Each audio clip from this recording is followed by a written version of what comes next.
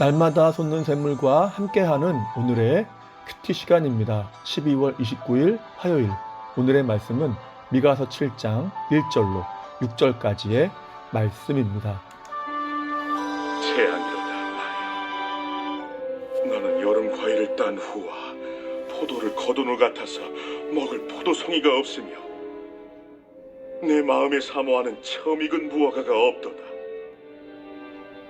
경건한 자가 세상에서 끊어졌고 정직한 자가 사람들 가운데 없도다. 무리가 다 피를 흘리려고 매복하며 각기 그물로 생지를 잡으려 하고 두 손으로 악을 부지런히 행하는도다.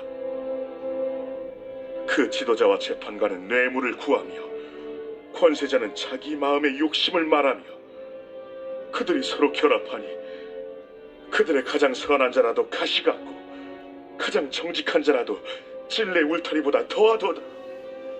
그들의 파수꾼들의 날, 곧 그들 가운데 형벌의 날이 임하였으니 이제는 그들이 요란하리로다. 너희는 이웃을 믿지 말며 친구를 의지하지 말며 내 품에 누운 여인에게라도 내 입의 문을 지킬지어다. 아들이 아버지를 멸시하며 딸이 어머니를 대적하며 며느리가 시어머니를 대적하리니 사람의 원수가 곧 자기의 집안 사람이리로다. 새로운 아침입니다. 여호와 샬롬, 하나님은 우리에게 평강의 은혜를 주시는 분이십니다. 오늘 본문은 남한국 유다의 사회 전반에 걸친 타락과 부패가 어디에까지 영향을 미쳤는가를 잘 보여주는데요. 본문 1절을 보면 재앙이로다 라는 탄식으로 시작됩니다. 그리고 1절 하반절에서 말씀하죠. 내 마음에 사모하는 처음 익은 무화과가 없도다. 여기서 무화과는 당시의 의로운 자들, 남은 자들을 의미합니다. 2절에서는 경건한 자, 정직한 자라고 표현하죠. 그런데 이러한 자가 끊어졌다고 합니다. 하나도 없는 것이죠. 미가는 이렇게 죄악으로 심히 타락해 있던 이스라엘에서 의로운 자가 하나도 없었던 현실을 탄식하고 있는 것입니다. 마치 예레미야 5장 1절에서 예루살렘 거리에서 정의와 진리를 구하는 자를 찾았지만 하나도 없었던 것처럼 미가 시대 역시 신앙적, 윤리적 타락으로 그러했다는 것이죠. 그러면 그들의 죄악이 어떠했습니까?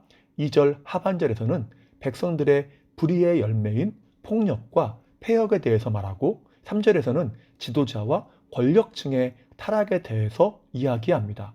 자기들의 사욕을 채우고자 뇌물과 불의한 재물을 구한 것이죠.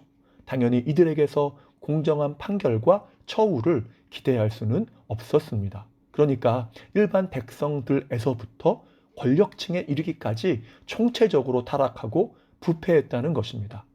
그리고 4절을 보면 이들의 죄악의 정도가 얼마나 심각한지를 말하는데요. 이렇게 말씀하죠. 그들의 가장 선한 자라도 가시 같고 가장 정직한 자라도 찔레 울타리보다 더하도다.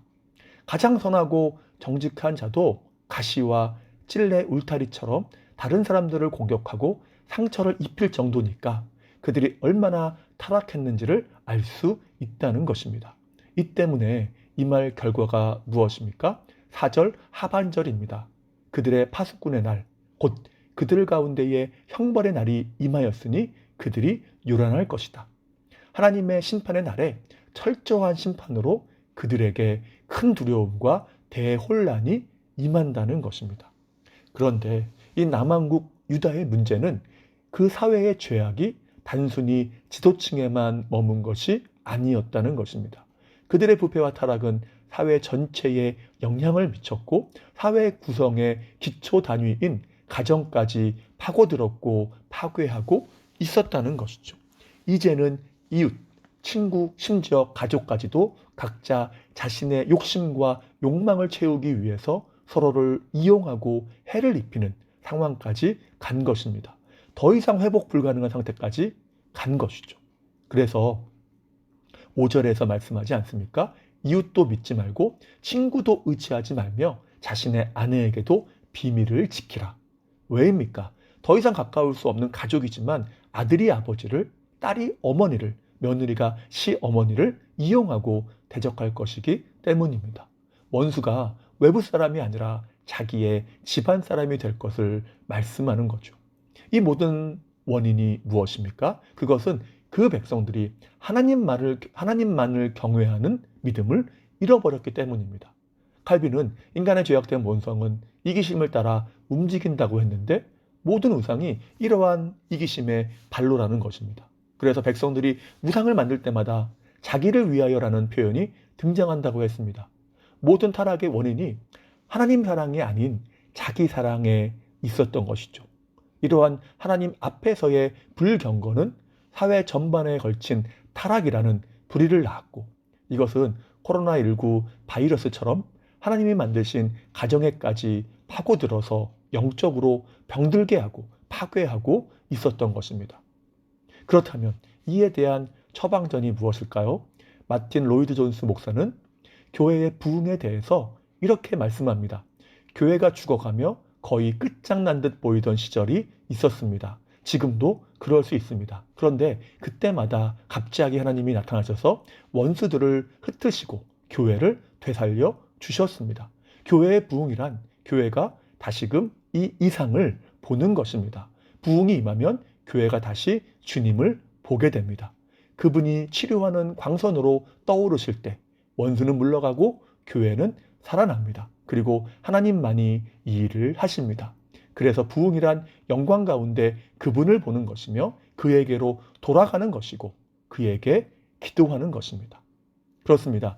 이것은 꽤 오래전 선포된 말씀이지만 지금도 사회와 교회뿐 아니라 우리의 가정 하나하나에 너무나 필요한 말씀입니다.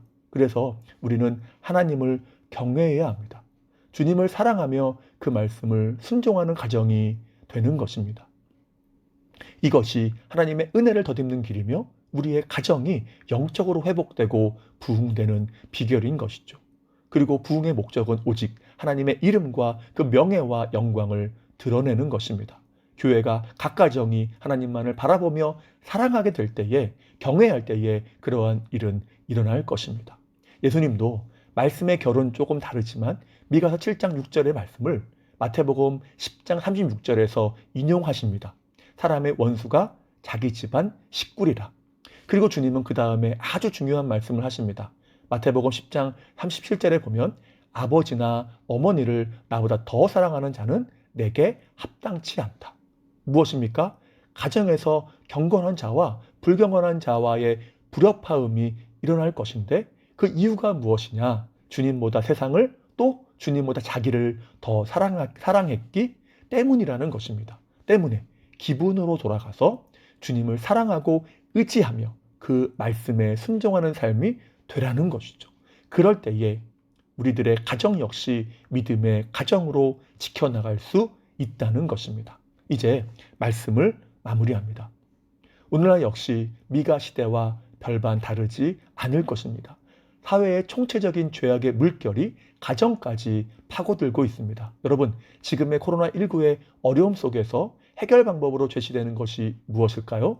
바로 백신이죠. 그런데 미가서에서 우리 가정의 죄악과 타락의 바이러스가 침투하지 못하게 하고 치료하는 백신으로 제시하는 것이 무엇입니까? 그것이 주님을 사랑하고 의지하는, 곧 하나님만 경외하는 가정이 되라는 것입니다. 그리고 세상의 죄악에 대해서 거리 두기를 하라는 것이죠. 그럴 때에 우리 개개인이 그리고 우리의 가정이 서로를 대적하는 것이 아닌 세상으로부터 구별되고 믿음으로 하나 되며 온전히 세워지는 기독교 명문 가정이 되는 것입니다. 그러한 은혜가 모든 성도의 가정에 충만하시기를 주님의 이름으로 축복합니다. 기도하겠습니다. 우리를 택하시고 구원하실 뿐 아니라 우리의 모든 삶을 주관하시는 주 하나님 감사합니다. 오늘날은 코로나19로 인해서 어려울 뿐 아니라 세상은 점점 죄악으로 어두워져 갑니다. 이러한 시대 속에서 우리에게 필요한 것은 더 주님을 붙잡는 것인 줄 믿사오니 우리가 온전히 주님을 바라볼 때에 우리 모든 성도의 삶을 코로나와 모든 위험으로부터 간섭하시며 지켜 주시옵소서. 또한 우리가 주님을 사랑하며 그 말씀에 순종하며 나아갈 때에 세상의 악한 죄악들이 모든 성도의 가정에 가까이 하지 못함으로 믿음 안에서 서로를 섬기며 사랑하는, 그리고 그 하나됨으로 하나님만을 섬기는 믿음의 명문 가정들로 주님께서 세워지도록 인도하여 주시옵소서. 오늘 하루의 삶을 의탁합니다. 지키시며 필요한 모든 것으로 채워 주시옵소서. 다시 한번 주님의 은혜를 간구하오며 예수님의 이름으로 기도하옵나이다. 아멘.